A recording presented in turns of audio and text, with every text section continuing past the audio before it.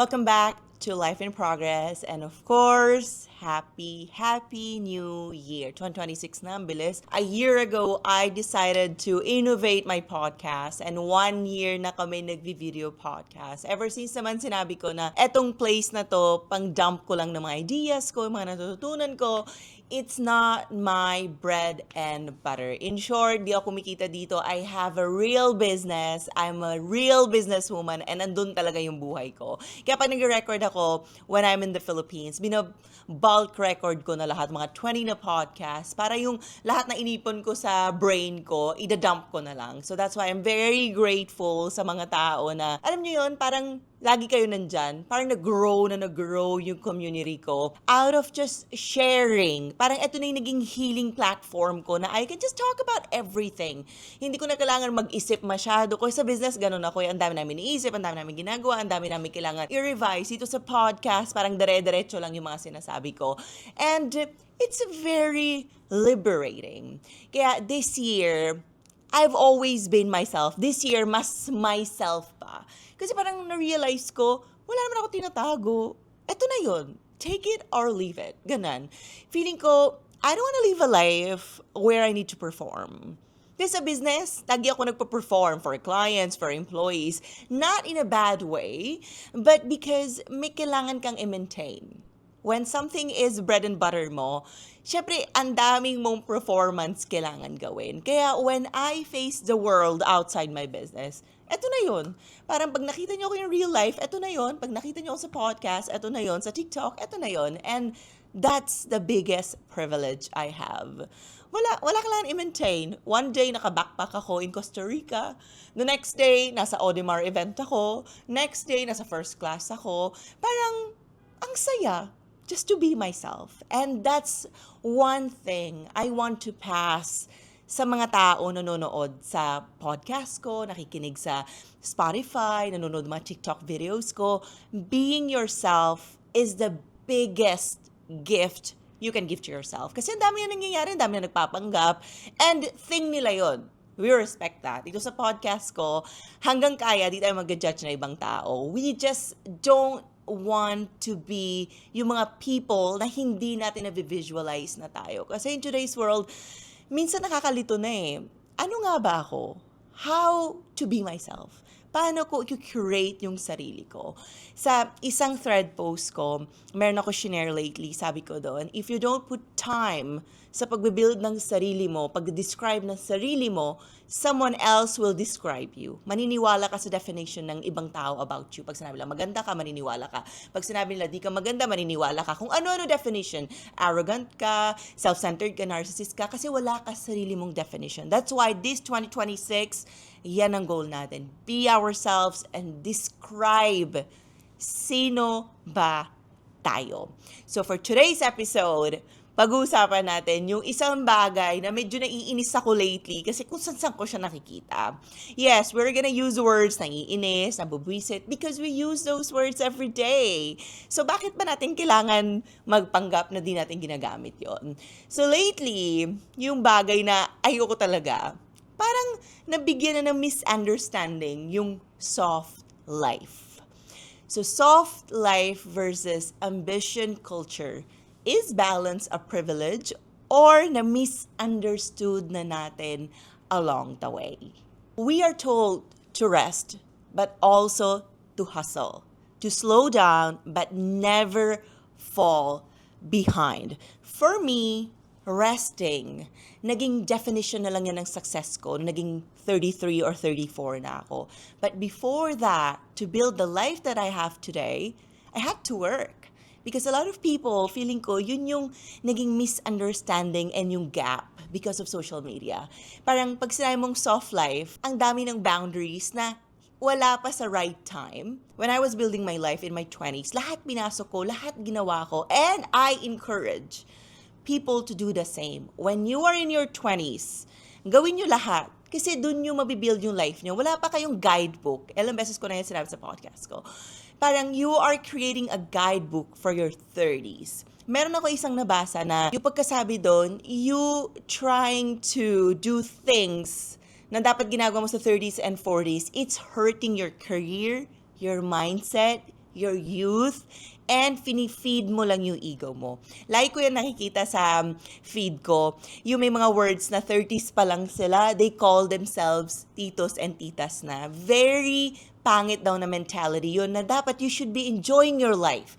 You should be going out. You should be meeting people. Pero bakit parang nag-auto-upgrade ka na without even realizing na bata pa yung early 30s? Dapat medyo sinusunod mo pa rin yung guidebook na ginawa mo from your 20s and hindi ka nagmamadali mag-upgrade kasi na-hurt mo yung progress mo. Kasi iniisip mo na agad na adult ka. Maybe cultural difference din siya. Parang I met an Italian girl way back sa career ko.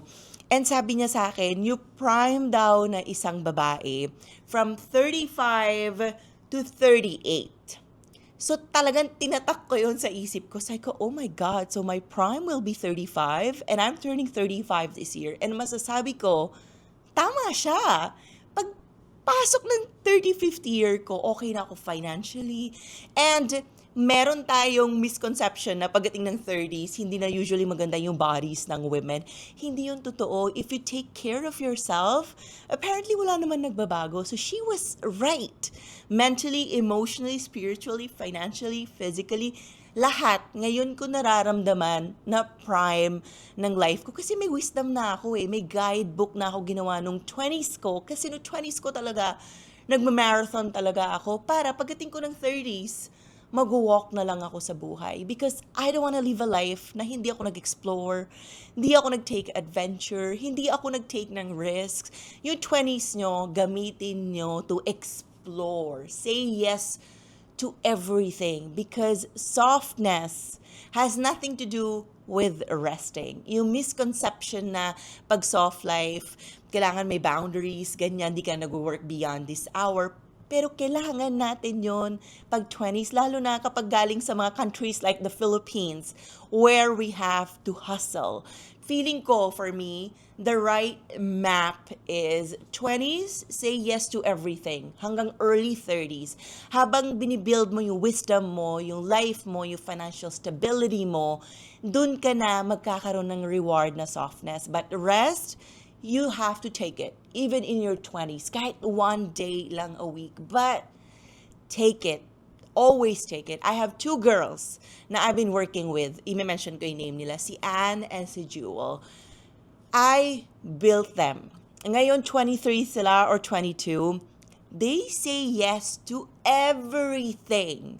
Anne is still studying. May nagawa na siyang agency on the side. It's a creative agency or marketing agency.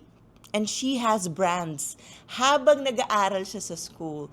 That's my definition of saying yes to everything, trying out everything, then doon yung matututunan what really works for you para pagdating yun na 30s, alam nyo na. Ngayon, isi-share ko naman yung side ko. Ngayon, nasa 35 na ako, I have the right na. I don't want to cater to this client. I don't want this opportunity because nung 20s ko, nag-yes na ako sa lahat. Kaya, na-build ko na yung privilege na yon or yung softness na yon to have boundaries to say, no, I wanna rest. Yesterday, I had an appointment at 6:30, pero sabi ko, cancel ko na lang, okay lang, parang wala namang mawawala sa akin.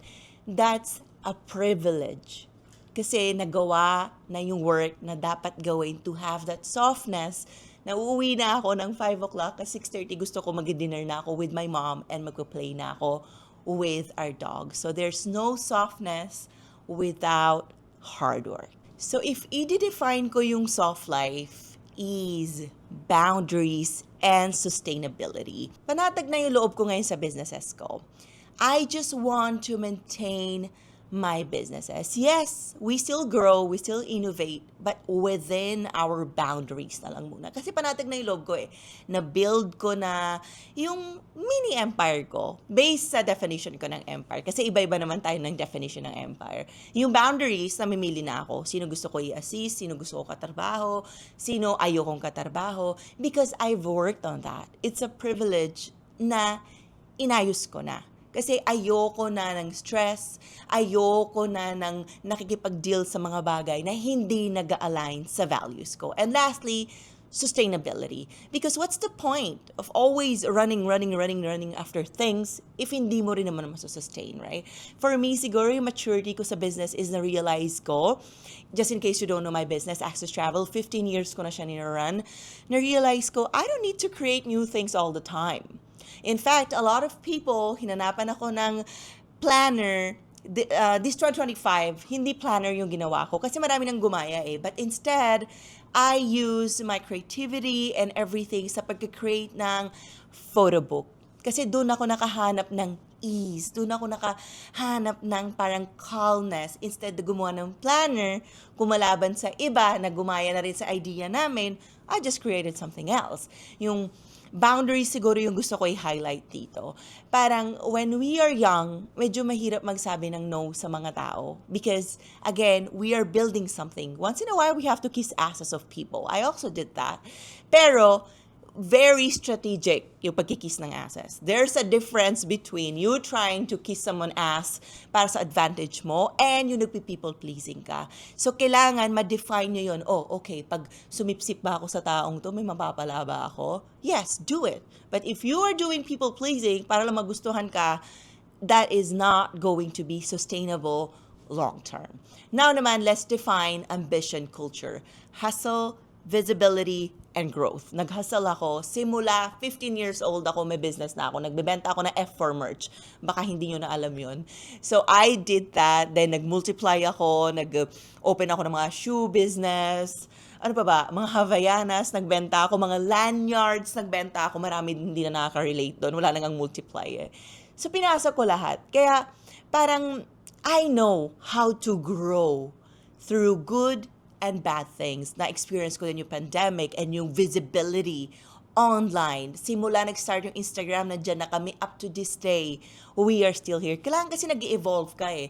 That is ambition culture. You're very open. You're very into like learning things. Kaya sa team ko, gusto ko merong parang person from every generation. Gen Z, lahat gusto ko nandoon para may napupulot ka something from everyone. Because life and business, both yan about being a student. Kailangan always open ka.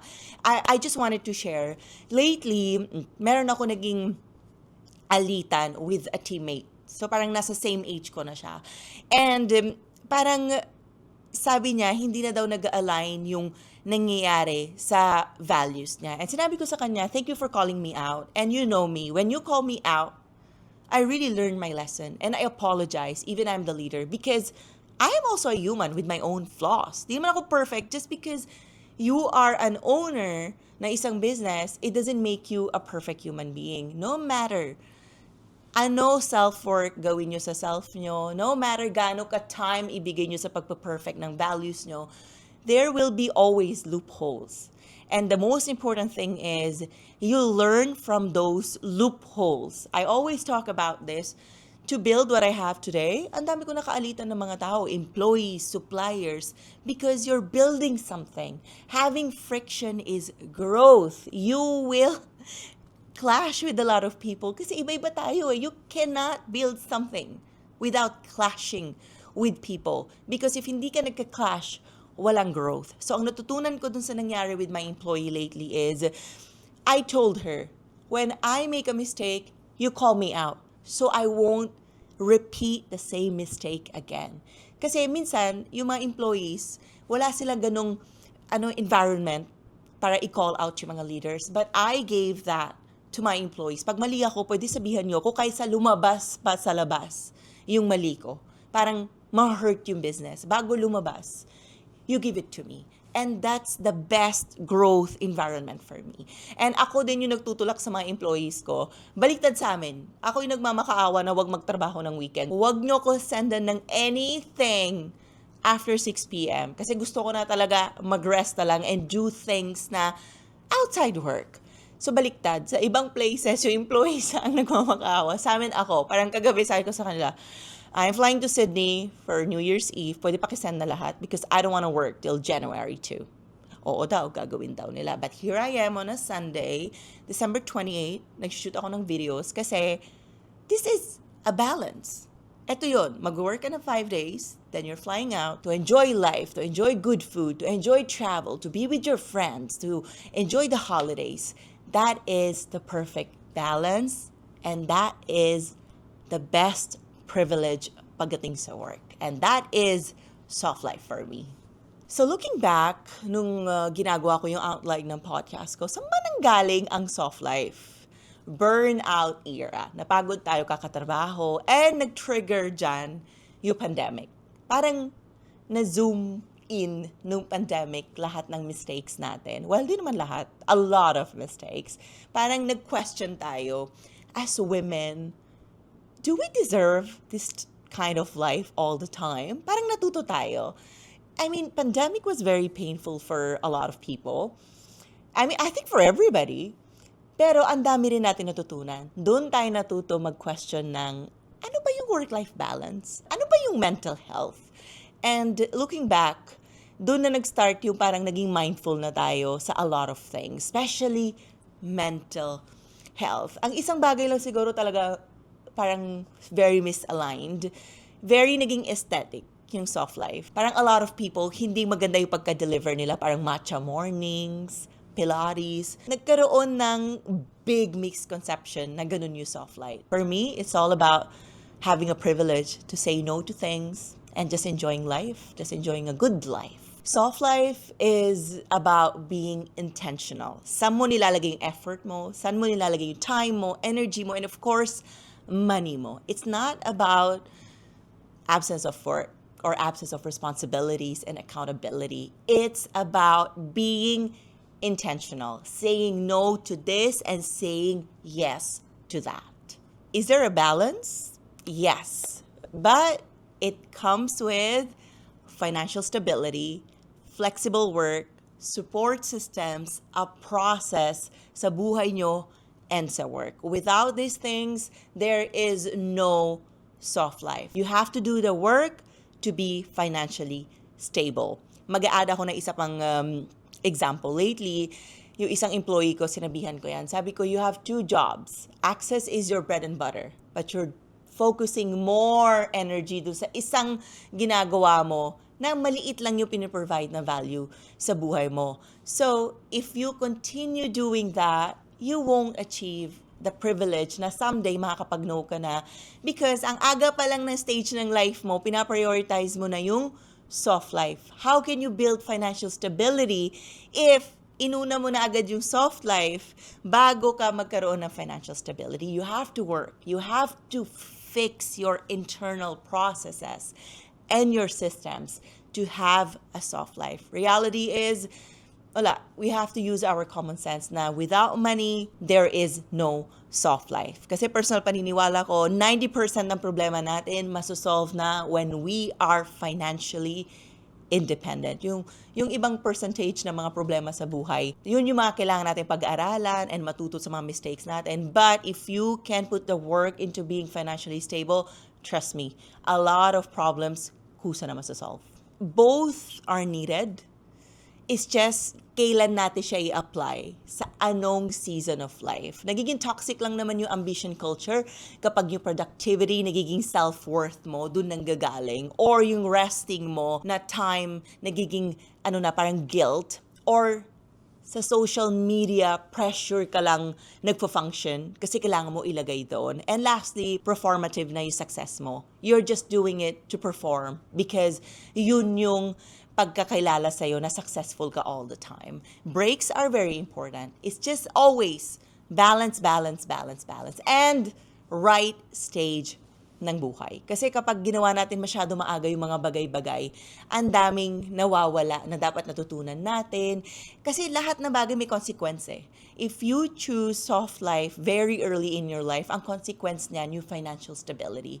You said no to a lot of things na hindi pa tamang oras. Maybe to help you carve your definition of ambition, maybe these are the things to remember: maintenance over expansion, peace over visibility, sustainability over speed, the middle ground. You can be ambitious and gentle with yourself at the same time. Softness as a strategy, not an escape.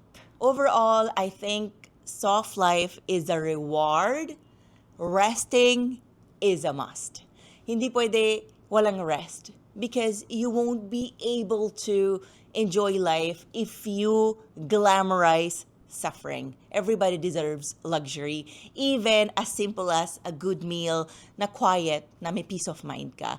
And ambition doesn't need to cost you your nervous system because you are valuable. You deserve to live a good life. And that's what we are all about at Life in Progress. We all deserve to have a good life that is worth enjoying every single day without escapes. That's all for today. I hope you enjoyed this episode and don't forget to subscribe to all my platforms, Angeli Dub, Life in Progress PH, and my YouTube channel, Angeli Dub. See you on the next one.